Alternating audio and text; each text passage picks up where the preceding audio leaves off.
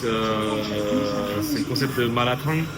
En gros, vous avez un bol, vous allez avoir un buffet ici, vous avez une pince feuille de chêne, puisque c'est comme ça que ça s'appelle.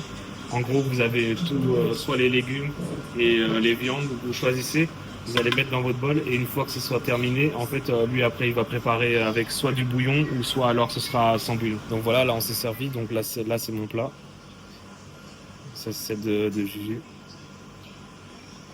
Et donc en fait c'est au poids, en fait si vous voulez, ils vont peser ça sur une balance et après en fait ils vont bouillir ça dans un bouillon et après soit ils vous laissent le bouillon, soit ou alors ils enlèvent le bouillon et vous allez voir comment ça va donner.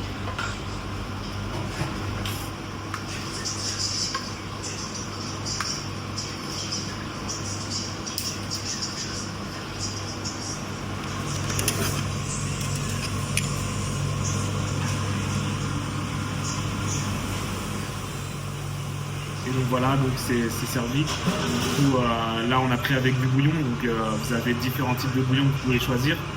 Et après voilà, il a découpé, il a cuisiné, il a bouilli, il a mis le goût dans le bouillon et donc du coup voilà, c'est prêt à manger. Et en fait, je sais pas si j'ai déjà dit, mais je le redis du coup, c'est que en fait vous payez au poids. Donc ce qu'on avait sélectionné, c'est pesé et c'est comme ça que vous payez. Ici,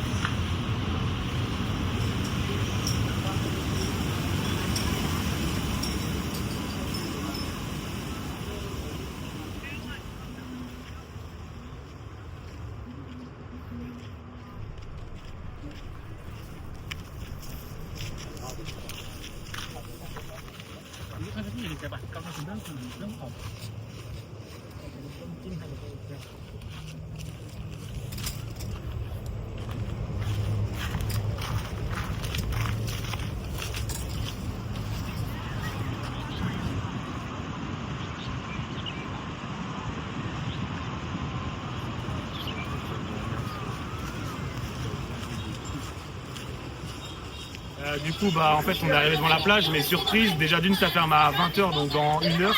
Et en plus, c'est à 30 yuan par personne, faut payer. Donc bon, bah, on va pas faire ça parce que c'est quand même un peu invraisemblable de devoir payer un lieu aussi public qu'une plage. On va se caler à côté dans un endroit un peu plus sauvage.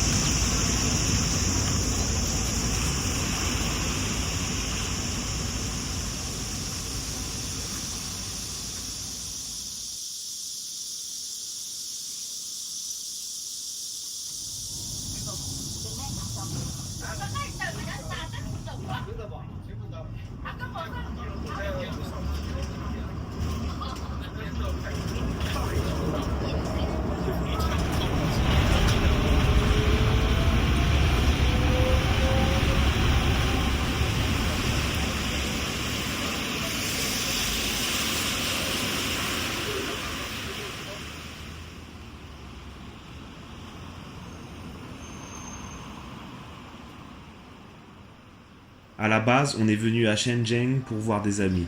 Pour des raisons de vie privée, on a décidé de ne pas montrer leur visage. C'est un couple et ils visitent des appartements aujourd'hui. Ils connaissent bien la ville et nous ont invités à boire le meilleur Naicha de la ville, plus connu sous le nom de Bubble Tea, qui est d'ailleurs une création hongkongaise. L'endroit est typique de Shenzhen et si vous allez là-bas, allez-y, je vous le recommande. Les thés au lait sont très bons et faits maison. Ensuite, ils nous ont raccompagnés à la gare. Le garçon d'ailleurs habite encore à Hong Kong car beaucoup de Chinois travaillent là-bas et vivent ici. Les loyers sont bien moins chers et c'est pour ça qu'il visite des appartements aujourd'hui. La porte que vous voyez là-bas est une des nombreuses entrées et un métro vous emmène directement au centre de Hong Kong. On y est allé il y a pas longtemps donc n'hésitez pas à aller voir l'épisode 18 si vous l'avez pas encore vu.